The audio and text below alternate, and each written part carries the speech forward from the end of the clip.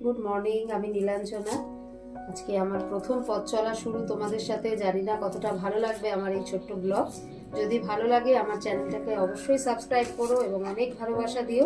আজকে আমি তোমাদের একটা চিকেনের ব্লগ দেখাবো। আমি তোমাদের সাথে একটা চিকেনের ব্লগ শেয়ার করছি। এটা চিলি চিকেনেরই ব্লগ মূলত, কিন্তু অন্যান্য সবার মতো আমার চিলি চিকেনের স্টাইলটা একটু আলাদা।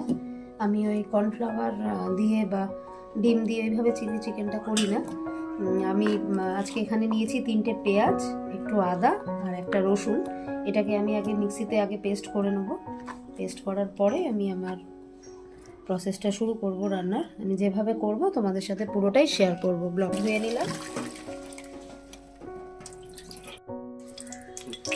আমি প্রথমে কড়াইতে তেল দিলাম। এখানে আদা পেঁয়াজ রসুন পুরোটাই পেস্ট করা আছে। তেলটা ভালো করে গরম করে তার মশলাটা পুরোটা দিয়ে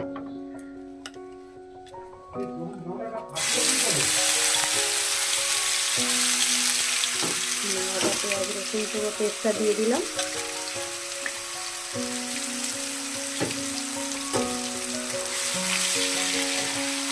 দিয়ে ভালো করে নাড়াতে হবে মশলাটা। এবার ধুয়ে নিলাম। মাংসটা পুরোটা দিয়ে দেবো মশলাটার মধ্যে, দিয়ে ভালো করে নাড়াতে হবে। তারপরে যে রেগুলার বেশি যে মশলাগুলো থাকে, নুন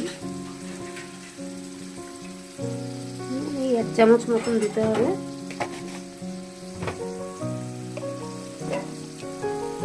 হলুদ পরিমাণ মতো,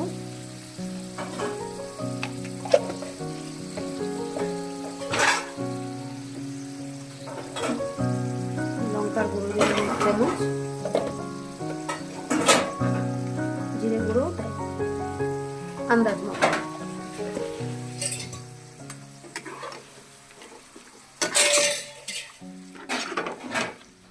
দিয়ে এটাকে ভালো করে নাড়াতে হবে। যতক্ষণ না মশলাটা কষানো হচ্ছে ততক্ষণ মাংসটাকে নাড়তে হবে।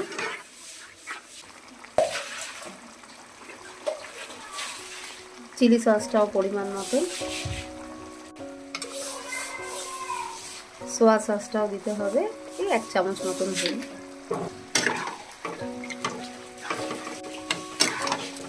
এরপর স্বাদ মতো একটু চিনি দিয়ে দিলাম, যে যতটা মিষ্টি খায় আর কি।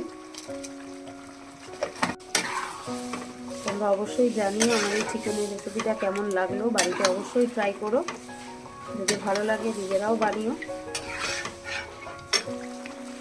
এবার একটু টমেটো সস দিলাম। টমেটো সসটা একটু বেশি করেই দিতে হবে। এটা খুব সিম্পল, বাড়িতে যার যে ইনগ্রিডিয়েন্টস আছে সেটা দিয়েই করতে পারো। এগুলো খুব নর্মাল ইনগ্রিডিয়েন্টস, সবার বাড়িতেই থাকে, আর কিছুই দেবার নেই এতে।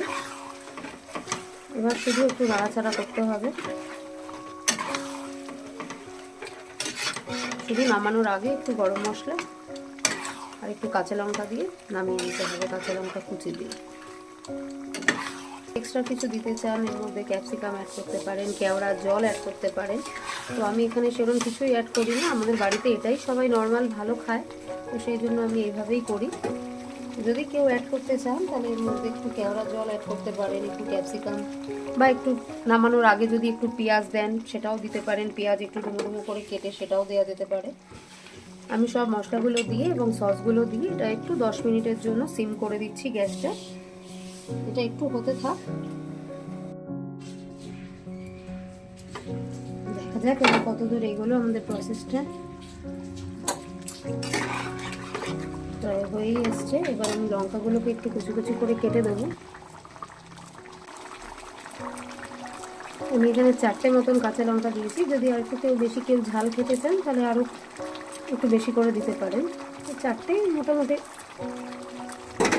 নর্মাল হয়ে যায়। এটা অলমোস্ট হয়ে এসছে। শুধু গরম মশলাটা দিয়ে নামিয়ে দিলেই রান্নাটা হয়ে যায়।